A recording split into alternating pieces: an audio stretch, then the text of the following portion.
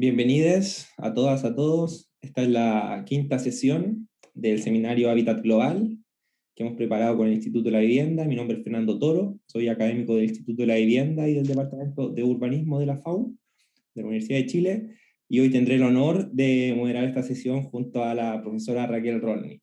Esta sesión está pensada para durar 1 hora y está dividida en dos bloques, 30 minutos de exposición de Raquel y 30 minutos de conversación.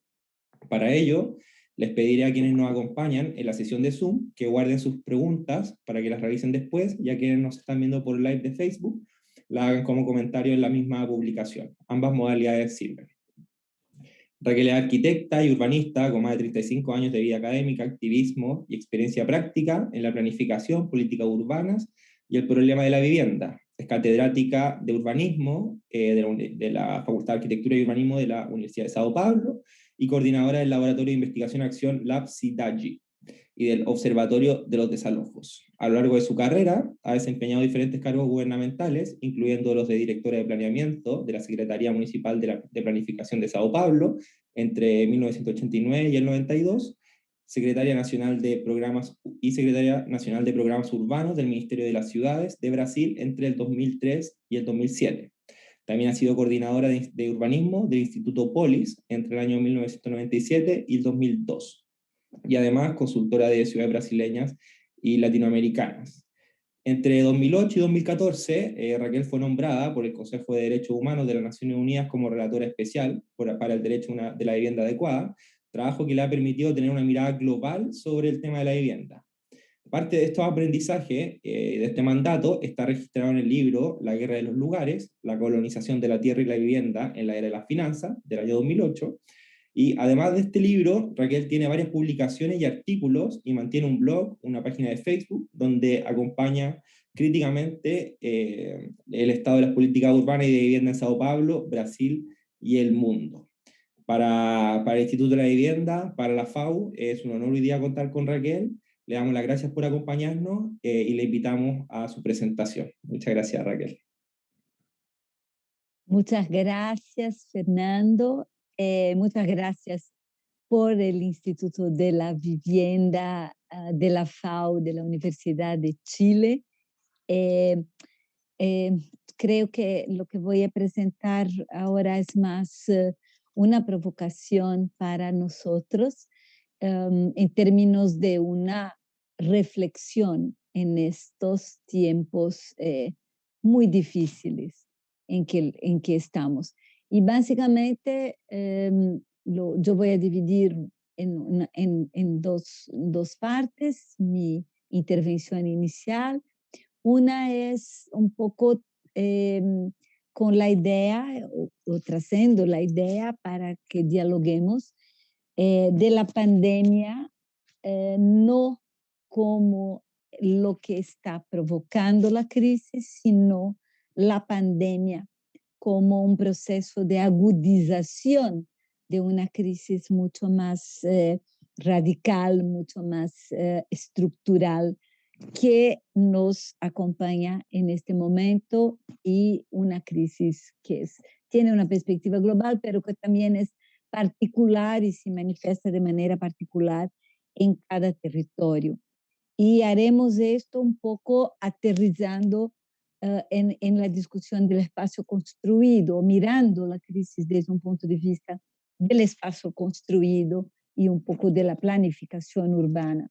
Y finalmente entrando en la idea, y esta es una idea central que yo quisiera presentar acá, que la post-pandemia está en disputa, se encuentra en disputa, o sea, es un momento muy importante y privilegiado para pensarmos, imaginarnos otras posibilidades de organización del espacio, del territorio, del hábitat, de la vida. Bueno, crisis. ¿Cuál es la crisis y por qué la pandemia es una expresión de la crisis? Es una crisis de un modelo que es un modelo tóxico basado en una lógica históricamente extractivista, volcada al crecimiento ilimitado, la idea de que es necesario crecer siempre para producir siempre, para consumir más y más y más mercancías. Esta es la lógica estructural del funcionamiento de la sociedad comandada por procesos de extracción de renta. Entonces, y que son marcados, y hay inúmeros ejemplos, por una toxicidad. Entonces, ¿qué es la idea de toxicidad acá? La idea de toxicidad podemos empezar, por ejemplo, desde un punto de vista de la cuestión de la comida, de la alimentación. Toda la lógica de producción alimentaria transvertida de una idea de combater el hambre por un proceso de producción masivo del agribusiness, en realidad significa envenenarnos y producir de una manera que no solamente tiene un potencial de destruir el medio ambiente, la agua, los recursos naturales, sino que toda la química que se interpone ahí también nos mata, así como nos mata los modelos de circulación basados todos en la explotación del carburo, del petróleo, que no solamente nos mata desde un punto de vista de modelo de accidentes de tráfico y los peligros que esto representa, sino también nos mata desde el punto de vista de la polución, de la contaminación ambiental. Pero nos mata, pero todavía sigue siendo hegemónico. A partir de estos dos ejemplos, así muy pequeños, yo creo que es interesante penetrar mucho más a esta idea de una naturaleza, de una crisis, y yo empecé como una crisis ambiental, pero la crisis no es solamente una crisis ambiental y el cambio climático y todo el tema de los desastres que estamos pasando ahora es parte de esto. Quizás el propio virus y el desarrollo del virus también tiene que ver con esto, pero también una crisis es una crisis política, que es una crisis de representación. Y yo no necesito hablar mucho de esto justamente en Chile, donde la crisis ha metido pero millones de personas en las calles hacia un cambio político importante, o un deseo o una imaginación importante de cambio. Esta crisis de la representación creo que también nos sinaliza que estamos hablando de la crisis de un modelo que a la vez es un modelo económico, político y de relación con la naturaleza y el territorio. O sea, estamos hablando de una especie de combo, ¿no? De relación entre los humanos con la naturaleza y con sus formas de representación política. Y ahí aterrizamos un poco en la discusión sobre el territorio. Este modelo, ¿qué modelo es ese? Sí, es el modelo capitalista de organización de la sociedad, que ahora está en su fase neoliberal, pero el modelo capitalista, que es un modelo basado en la idea de la propiedad privada, un modelo que ha sido absolutamente revolucionario en su tiempo, que rompió con la aristocracia y la monarquía y sus relaciones concentradoras con la tierra y el trabajo, proponiendo un nuevo modelo que es la democracia de propietarios, la freeholders democracy, que se ha diseminado por todo el planeta como único modelo, un modelo en que cada pedazo de tierra tendría que ser matemáticamente registrada de manera que esto se podía conectar con un valor monetario, y esta relación, este rapport entre la gente y el espacio y el territorio se superimpuso sobre todo el territorio, sobre todo el planeta y sobre todas las formas preexistentes de relación entre la gente y los territorios.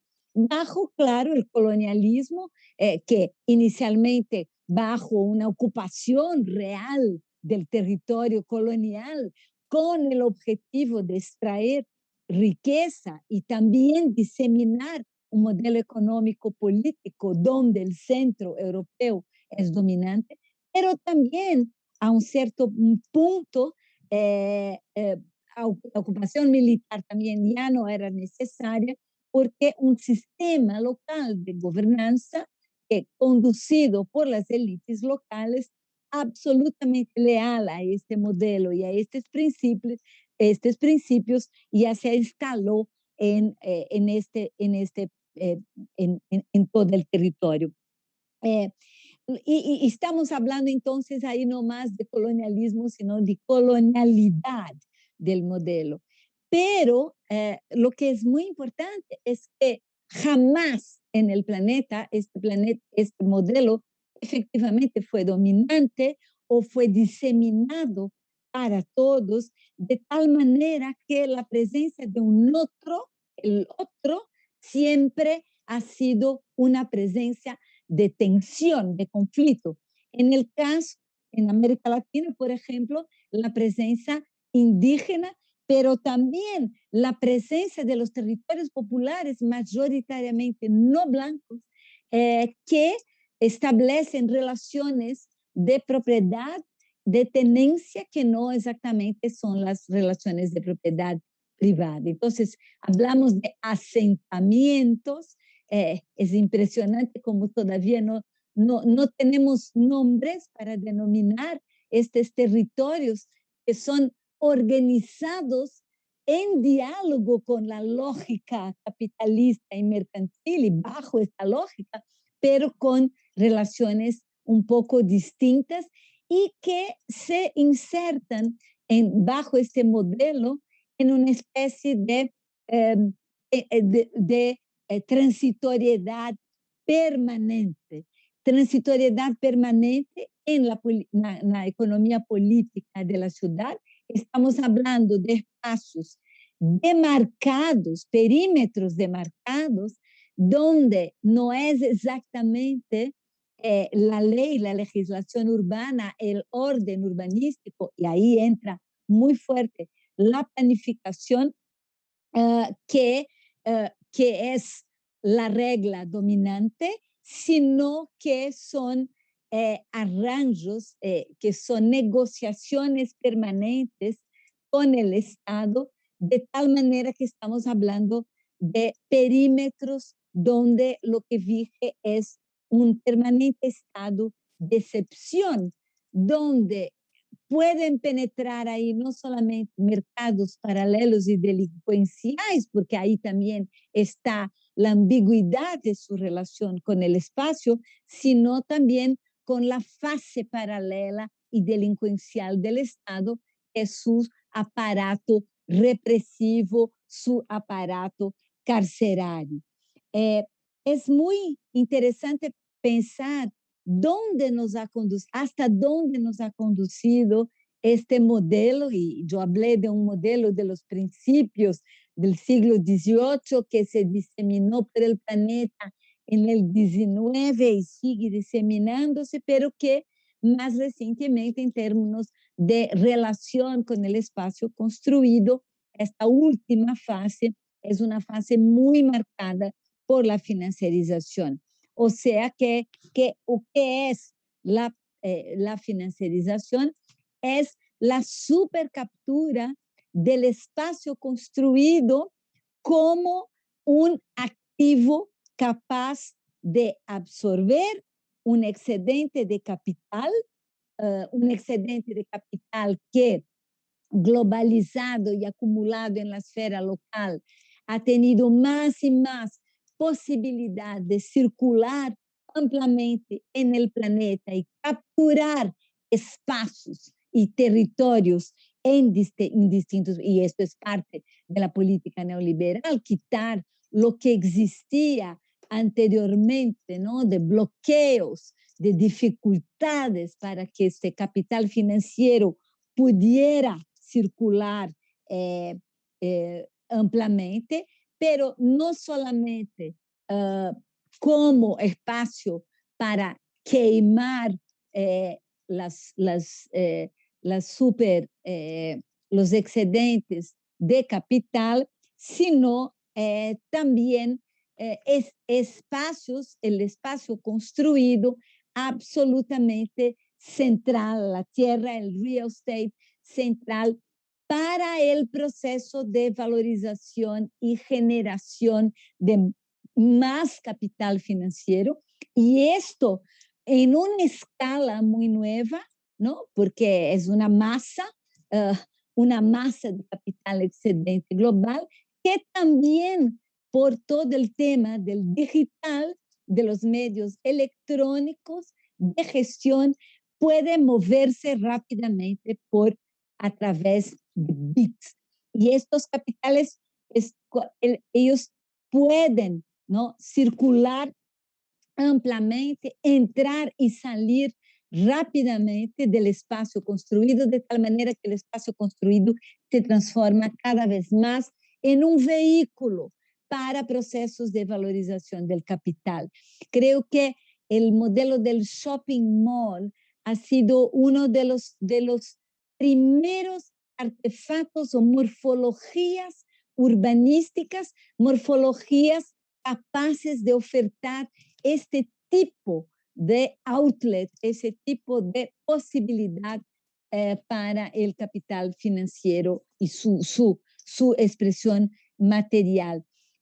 Entonces, lo que pasa, y ahí es muy importante toda la acción de la política urbana, es que se submete toda la lógica de construcción de ciudad a sus deseos, al deseo de este capital financiero y al complejo inmobiliario financiero de retorno bajo la forma de capital de interés sobre el capital construido. Y el resultado de esta presencia, de esta captura, ha sido también en una esfera más global un aumento muy grande de,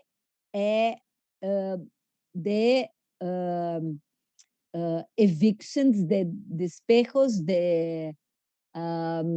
Desalojos.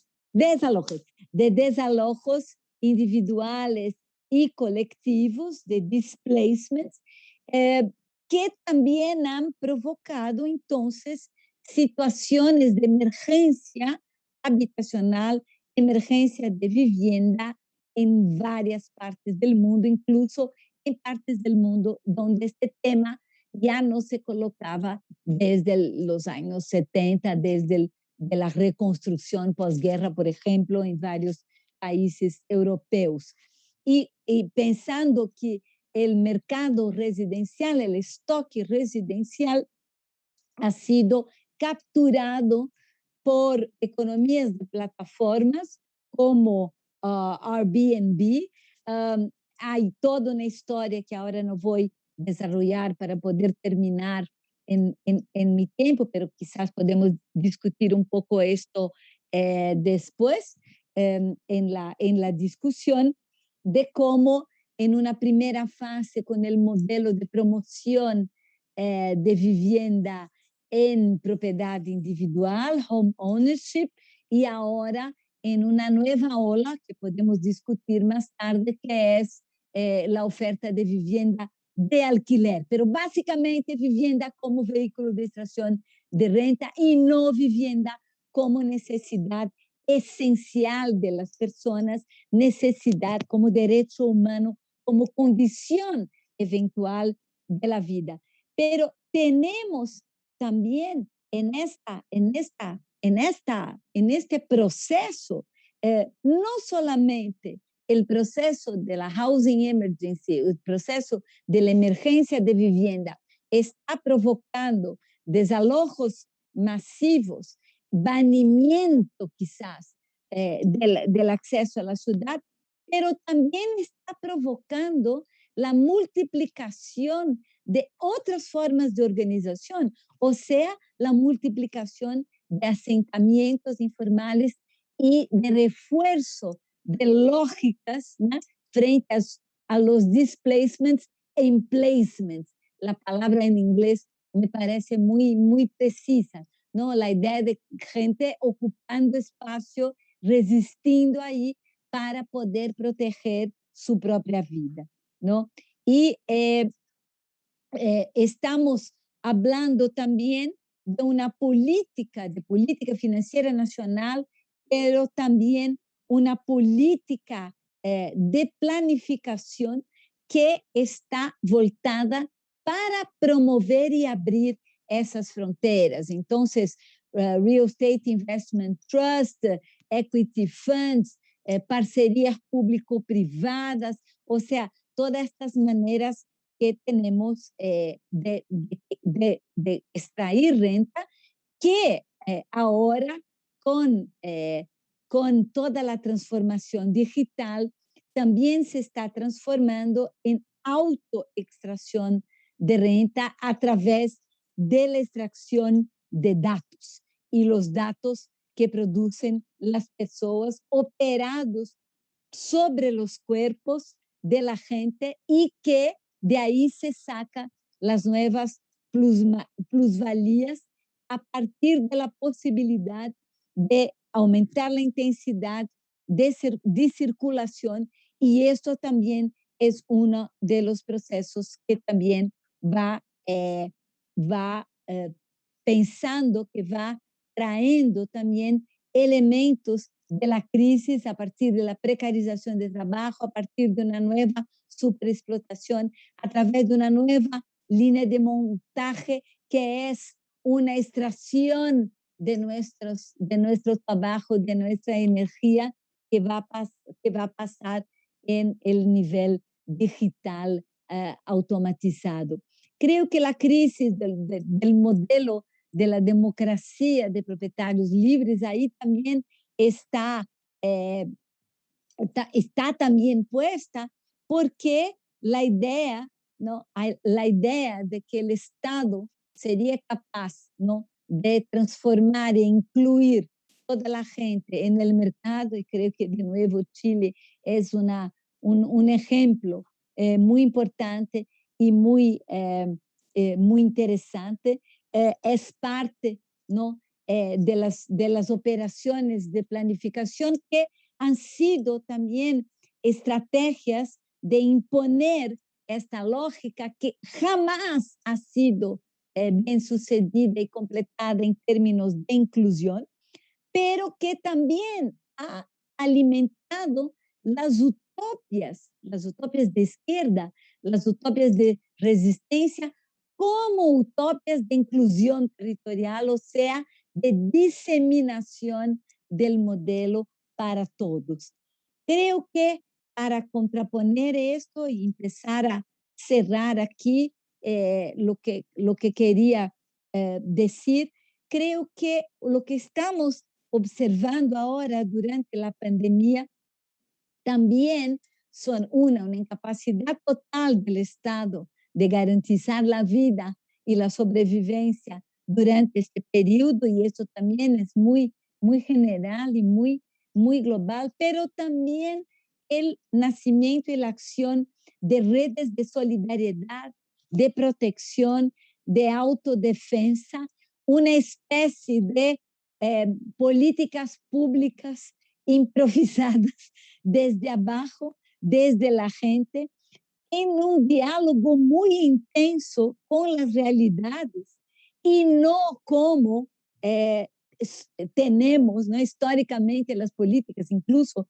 políticas de vivienda, como una especie de nave espacial formulada desde arriba y en diálogo con el complejo inmobiliario financiero, que aterriza en el territorio, negando completamente la lógica de la vida de la gente y imponiendo formas de organización que someten a la gente en condiciones más precarias, centralmente definidas, y las políticas urbanas como productos, la idea de la propiedad y la democracia de propietarios siempre como una especie de miraje, pero que sigue definiendo una subalternidad de todo lo que no es así. Creo que lo post-pandémico ahora se encuentra en disputa. Ah, se encuentra en disputa en el siguiente sentido.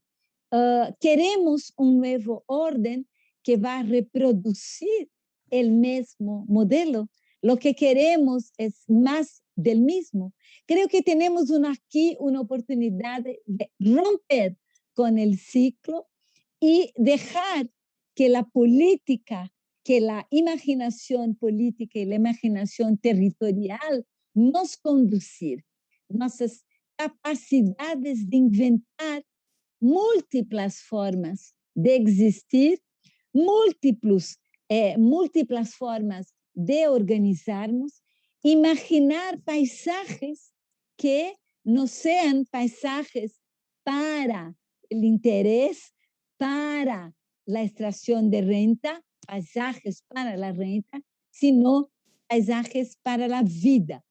Y creo que esto viene en este momento a partir de la observación de las experiencias que se vive desde las porosidades, de las márgenes, de lo que no jamás se organizó totalmente bajo este modelo y que ahora nos puede ofrecer alternativas de otras formas de organizarnos, otra relación con el espacio, otra relación con la gente, cuyo punto de partida no sea las mejores formas de generar capital y concentrar capital, sino las mejores formas de proteger a la vida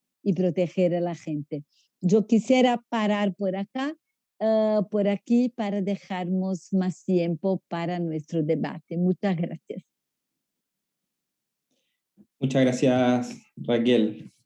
Tremenda presentación en los 28 minutos que expusiste. Le recuerdo a la gente que se sumó entre tanto que a través de Facebook coleccionamos las preguntas en formato de comentario para después realizárselas a Raquel si es que alguien tiene alguna pregunta, comentario. También para las personas que se unieron recientemente, Raquel nos acaba de exponer una idea de cómo en una triple crisis, podríamos decir, del neoliberalismo, de la globalización y la financiarización, la pandemia aparece como una oportunidad. O sea, no solo una crisis civilizatoria, que de alguna forma devela los problemas de la estructura político, económico, social, medioambiental en la cual vivimos, sino que también hay que ir a disputarla.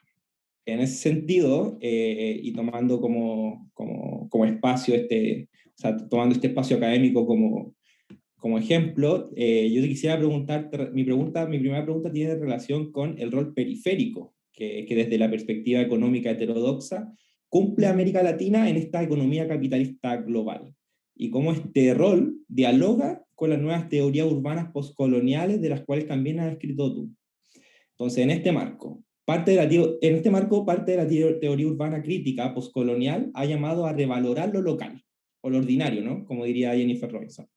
Pero al mismo tiempo, como tú has expuesto, hay un proceso teórico y político en disputa sobre las lógicas y narrativas globales que impactan fuertemente en las dimensiones sociales, financieras, sanitarias y tecnológicas locales.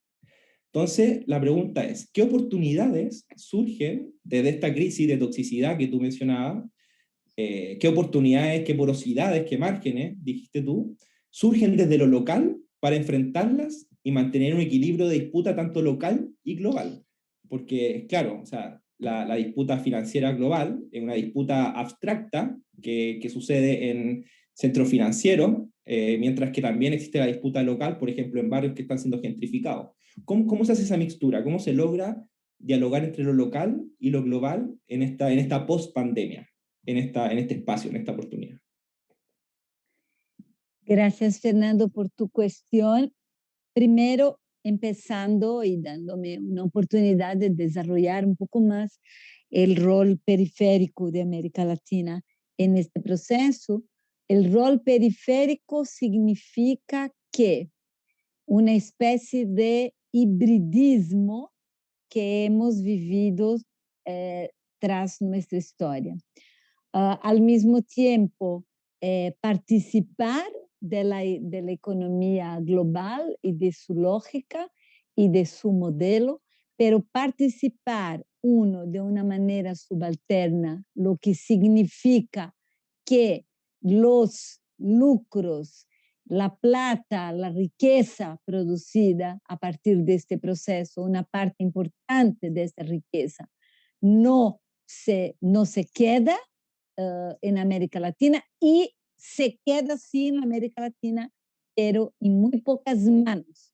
Pero también significa el hibridismo, ahí significa, y por ejemplo, ¿no? La manutención de condiciones de exploración mucho más salvajes, pero también el hibridismo significa a existencia y manutención permanente y en tensión de otras formas de organizarse y existir y relacionarse con la naturaleza, con los otros. O sea, una presencia que ahora políticamente en América Latina es muy relevante, una presencia indígena fuerte que se afirma, né, não somente desde um ponto de vista cultural, sino também desde um ponto de vista econômico, social e político. De outra forma, também, ¿no? Creo que podemos desarrollar lo que estaba señalando con la siguiente idea. Creo que estamos hablando, cuando hablamos de neoliberalismo y la biopolítica actual del neoliberalismo, estamos hablando, y ahí yo me refiero mucho al trabajo de Verónica Gago, que creo que trae una contribución importante en este sentido. Nos referimos a esta presencia en dos circuitos distintos, pero por cierto conectados, ¿no? De nuevo, elaborando sobre el hibridismo acá. Uno que es el circuito corporativo global. Entonces, el Real Estate Financial Complex, la circulación financiera global, los modelos coloniales, los modelos de organización del espacio, los productos inmobiliarios que están presentes en este modelo, la torre corporativa, el shopping mall, el hotel de bandera internacional, los proyectos urbanos que se diseñan y que aterrizan concretamente en el local, y en local provocan espacios de captura territorial y transformación que tú has denominado como gentrificación, pero creo que el concepto de gentrificación no sé si es tan útil para entender la naturaleza de estos procesos permanentes de ampliación de frontera de este circuito globalizado sobre la ciudad real y su captura y el deslocamiento de las funciones, de los usos y de las gentes que ahí estaban. Pero hay un otro proceso también, y este proceso es un proceso que sigue en un momento creciente de privatización y imposición de regímenes privados de control espacial. Entonces, estamos hablando de la forma de condominios, de barrios cerrados, de centros de compras controlados, o sea, la idea de que más y más pedazos enteros del territorio de la privatización del espacio, de la privatización de los servicios públicos, de la privatización de la agua, que va más y más cercando o completando el cercamiento de los comunes hacia un control privado, militarizado, securitizado, con un aparato securitizado y de control. Pero también en el territorio popular hay un neoliberalismo y una biopolítica del neoliberalismo desde abajo.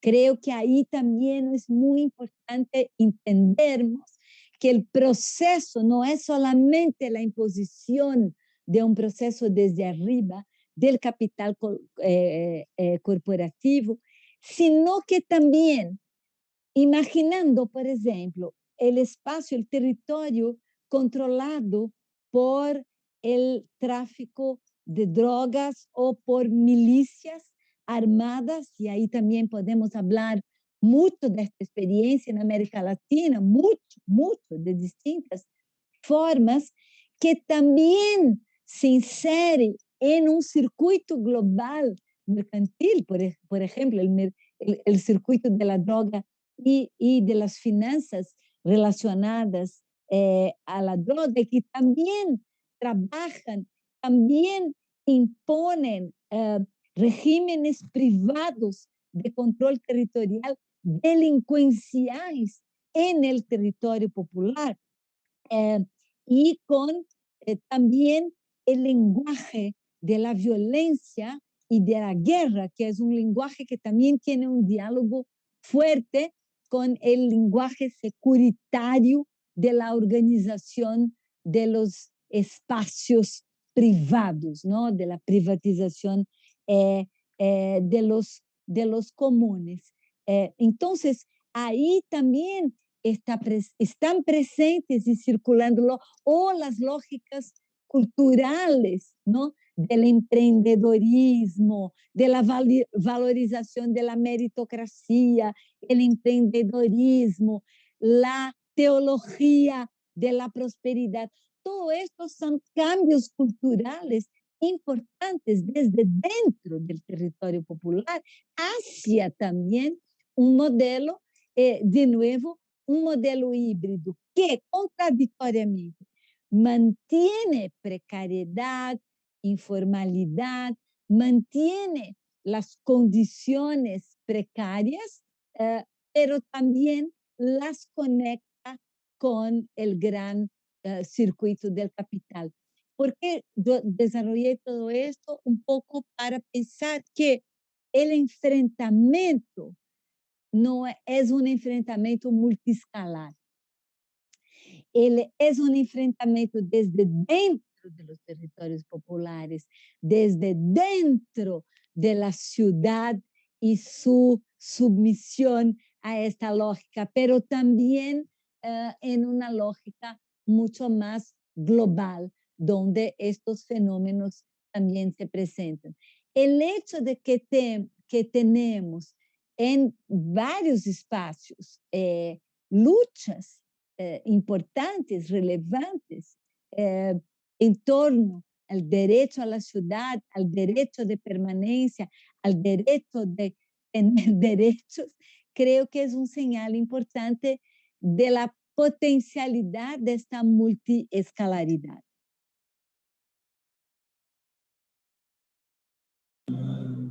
Fernando, si puedo hacer la siguiente pregunta.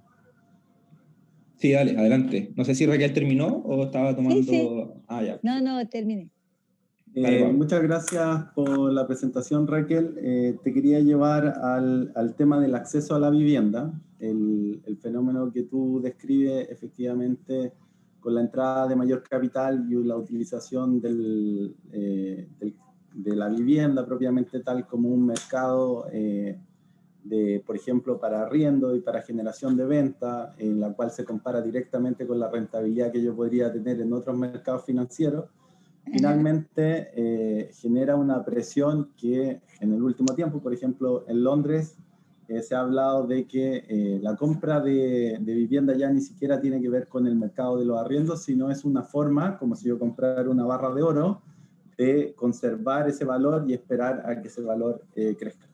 Y evidentemente hay un valor de uso, que es el de una familia viviendo, el cual se posterga en favor de el beneficio del capital y por lo tanto esta entrada de capitales está generando un problema de acceso y de distanciamiento del acceso de las personas a la propiedad. Al respecto te quería preguntar, tú mencionaste varios conceptos y quería poder entender según tú cuáles en este caso específico de la vivienda, ¿cuál es el principal problema que tú ves, o el concepto más problemático que tú dirías de esta lista? Tú puedes incluir otro, pero por ejemplo, ¿es la acumulación de propiedad parte del problema? O sea, que alguien tenga muchas viviendas y cuánto es un límite razonable. ¿Es la propiedad, es en sí que la vivienda pueda ser poseída y se transforme en un bien de propiedad que le pertenece a una persona y por lo tanto no le pertenece a alguien más? El problema es la incorporación de capital financiero, o sea, que se transformó en un commodity y hoy en día puede ser transado como se vende cualquier cosa, o es la movilidad del capital que permite que en las grandes ciudades pueda no solo entrar la capacidad de compra local, sino además pueda entrar a competir con la persona que necesita una casa para vivir en Londres, que recibe un salario local, alguien en China que tiene deseos de invertir y que no tiene dónde poner su dinero. Muchas gracias. Gracias, Pablo.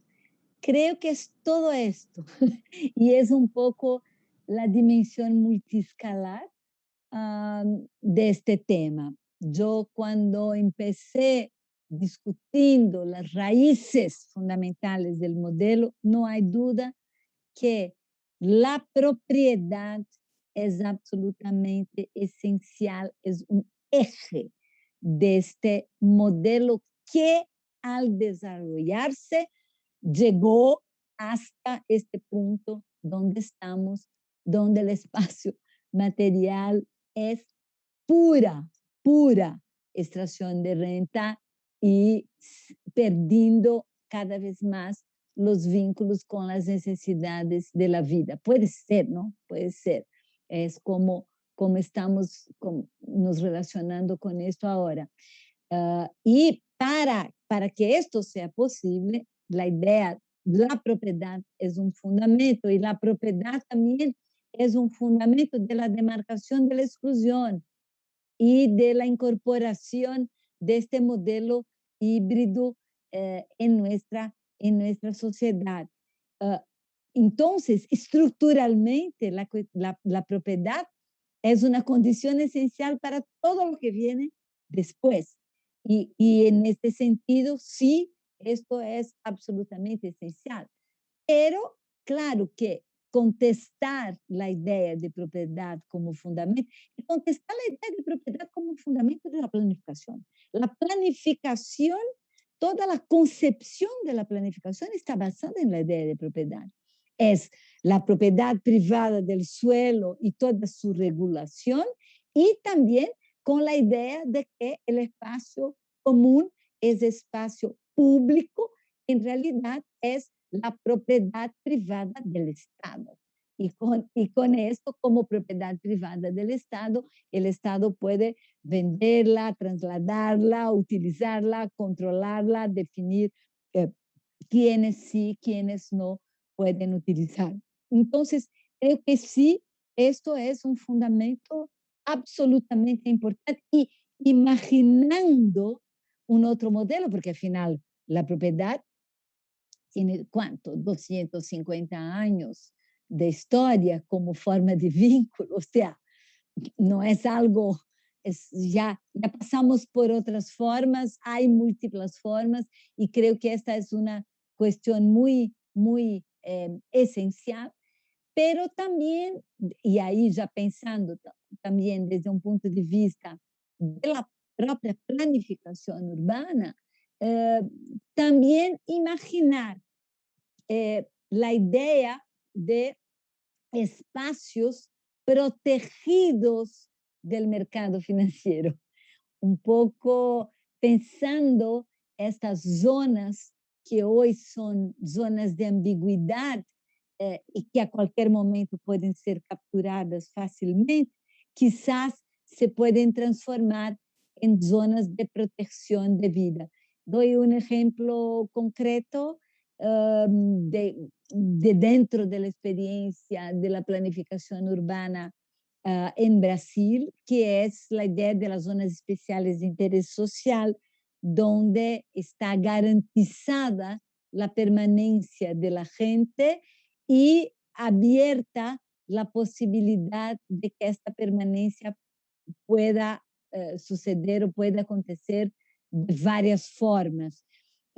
Todas las formas colectivas, asociativas, y esto es empírico, lo que voy a señalar, han protegido mucho más la gente de los golpes y los ataques del capital financiero, simplemente porque es mucho más difícil mercantilizarla. Entonces, también ahí pueden ser ejemplos concretos de no pudiendo eliminar el principio fundamental de la propiedad privada como elemento central, pilar del modelo económico político de dominación de la gente y del territorio, podemos al menos proteger la posibilidad de imaginar futuro a esas otras formas de existencia en la ciudad y en el campo.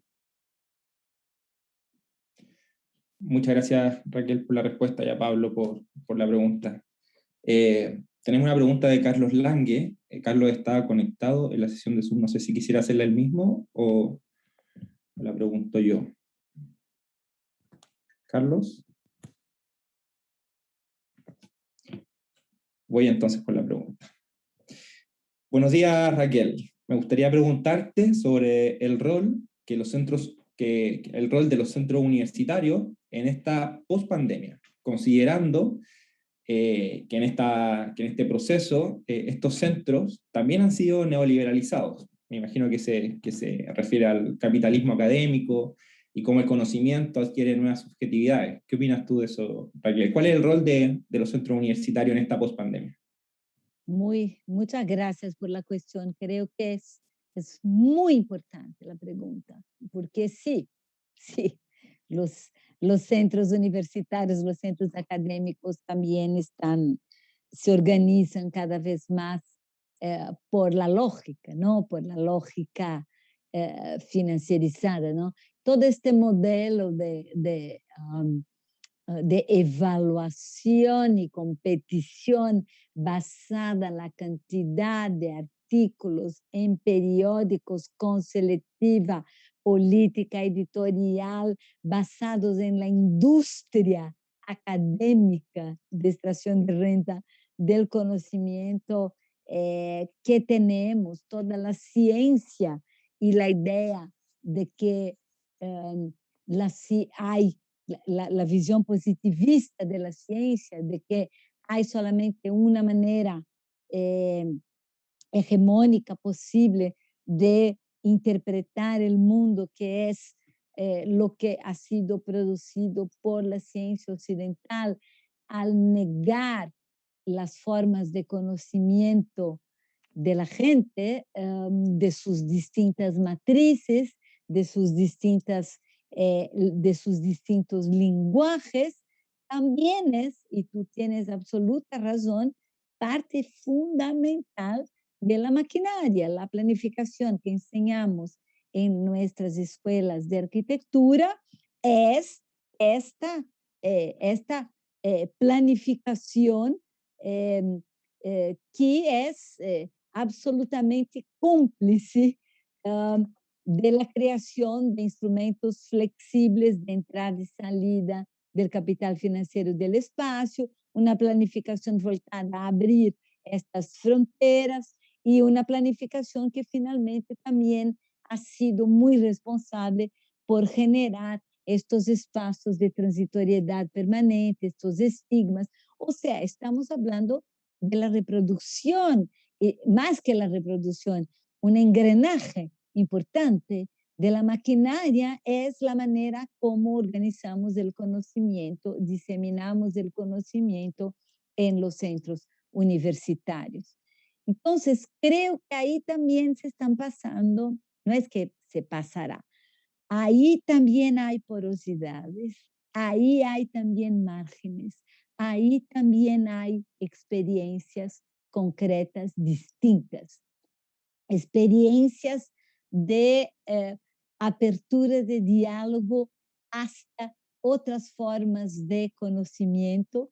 En el caso brasileño, muy claramente, una política afirmativa de cotas en las universidades públicas ha abierto un espacio de diálogo con conocimientos y saberes que no existía y que tensiona por dentro, ¿no?, la producción de conocimiento sobre la ciudad. Estoy hablando, es muy difícil traducir esto en español, quizás ustedes pueden ayudarme. De una ciencia de la gente que se llama en portugués civirología. Civirología. ¿Qué es? Voy a poner acá en el chat. ¿Qué es la civirología? Y esto es una propuesta de un concepto que viene justamente de unas de las lideranzas del movimiento cultural de las periferias de São Paulo, que es el hecho de que la gente aprendió a sobrevivir en la improvisación de la vida, improvisando y creando en la vida. Y esto es un saber, esto es una forma de conocimiento, y este conocimiento tiene potencia de presentación de alternativas e imaginaciones en un momento como este, que es un momento de pandemia. Y empíricamente, lo que observamos, por ejemplo, en las periferias, pero también en los territorios populares centrales, en ciudades como São Paulo y como Buenos Aires durante la pandemia, es justamente experiencias de autoorganización, experiencias improvisadas de protección para que no falte comida, para que no falte alcohol, para que no falten mascarillas, para que no falten alguien que pueda ayudar a alguien que pueda aislarse, más allá de los sistemas públicos de salud y asistencia social que se revelaron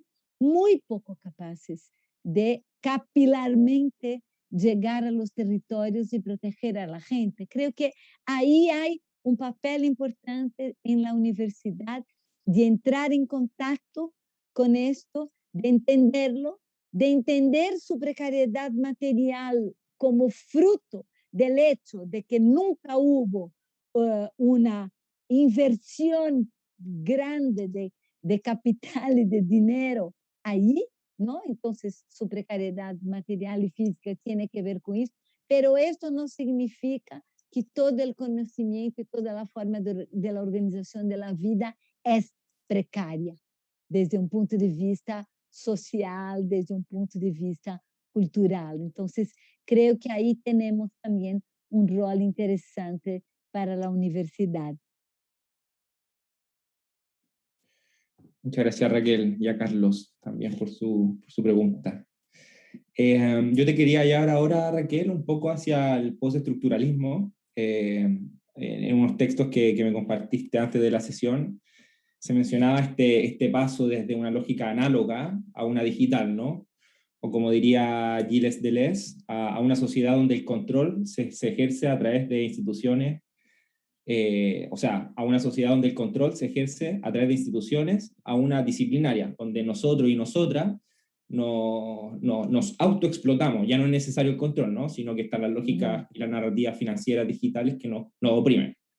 Entonces, en ese sentido, y en esta discusión de la post-pandemia en el contexto financiarizado y globalizado, quería preguntarte cómo ves tú el rol de este postestructuralismo que nos ha llevado a entender, por ejemplo, la deuda como una forma de opresión, de control, y cómo dialoga esto con el estructuralismo, que también nos ha dicho cómo la deuda es una forma de extracción de capital para llevarla a un circuito más financiero, ficticio.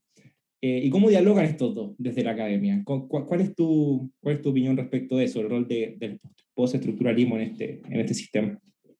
No, yo creo que la cuestión central ahí es absolutamente central el papel de la deuda. La deuda es central para definir hoy la sumisión de los cuerpos a la lógica permanente de circulación y consumación y para generar, ¿no? Más interés, más concentración de capital financiero, pero la cuestión es que hoy día estos procesos están cada vez más protagonizados por nosotros mismos. Esta es la cuestión. Nosotros protagonizando como cuerpos en este circuito, protagonizando esta autoexplotación. Entonces, creo que ahí sí es muy útil, ¿no? Todo el concepto de biopolítica Foucaultiana, que es muy exacerbada y acelerada por las nuevas formas digitales electrónicas que posibilitan que nuestros movimientos, nuestra energía sea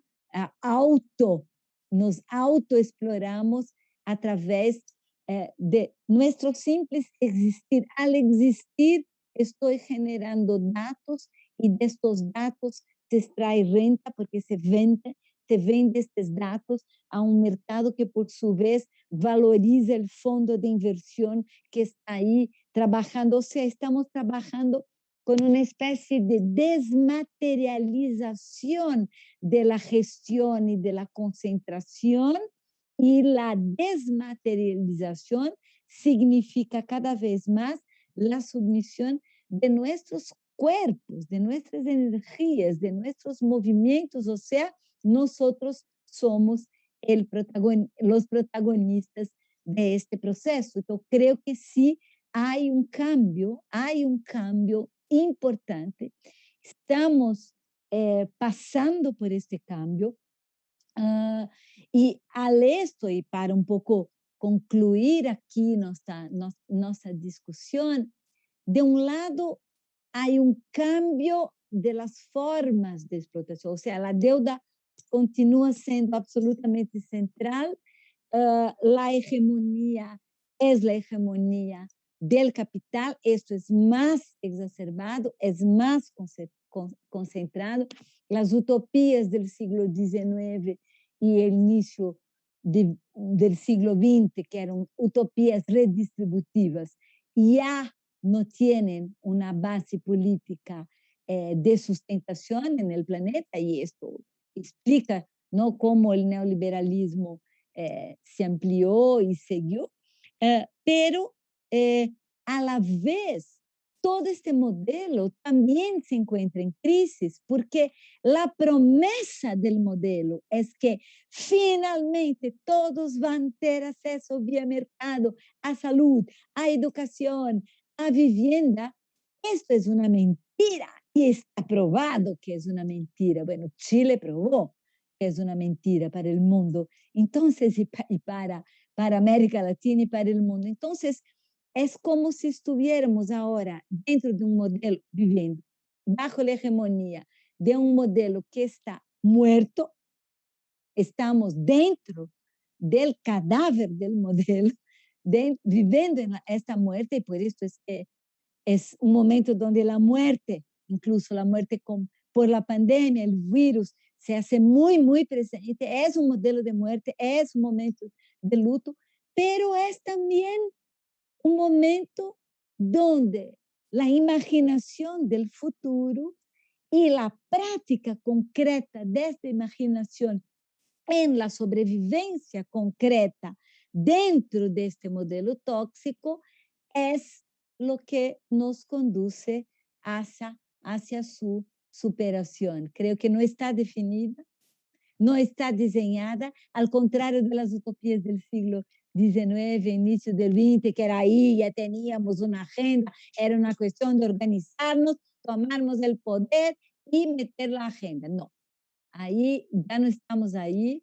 lo que estamos es construyendo de una manera muy descentralizada y con nuestra propia experiencia de protección solidaria de nuestra vida y de la vida de los otros, cuáles serán los nuevos modelos de futuro.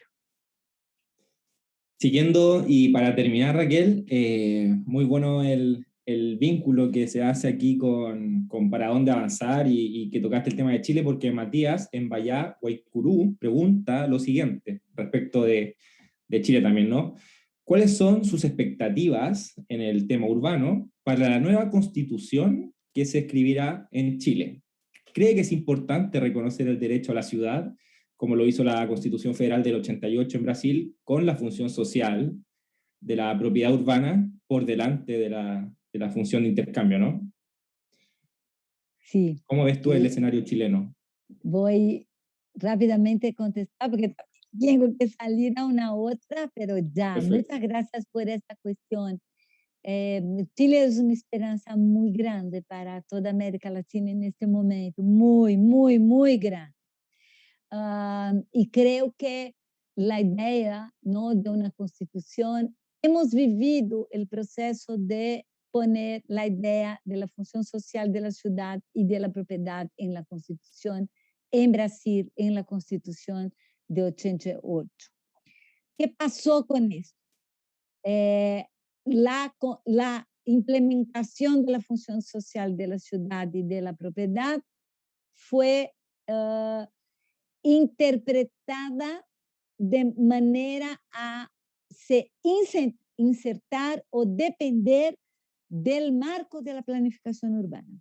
Sería el marco de la planificación urbana en cada ciudad que definiría las condiciones de cumplimiento de la función social de la ciudad y de la propiedad.